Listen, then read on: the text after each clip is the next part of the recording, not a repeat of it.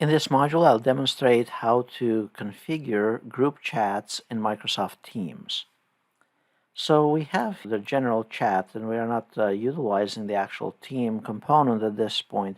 We simply want to create a chat with 2 or more individuals, and then pin that chat so that we can utilize it in the future. To create a new chat, you can go under Chat area here and then click on New Chat. At this point, you can select a group or a tag, and let's say I want 2 or more individuals to join this chat. You pick those individuals, and then you start typing a message. You can add attachments, you can format this, and then press Send. So we have in this chat, we have the correspondence back and forth, the engagement of the various team members, and then on the left-hand side, we have this particular chat group.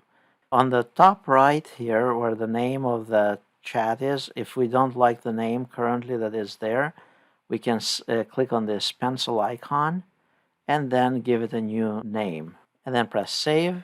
Under Files, this will contain all the files that we have exchanged, and then we can add other apps to be used by this group as part of our discussions moving forward.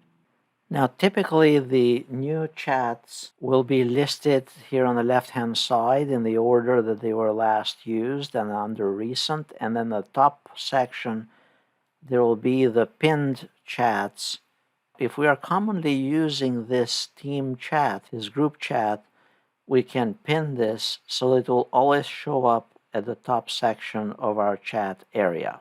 So we click on the configuration or more options here, the 3 dots, and then we click on pin, and it will be always listed in the top section. Notice you can also mute if you do not want to be receiving alerts from a particular chat. You can mute those or control those options from here.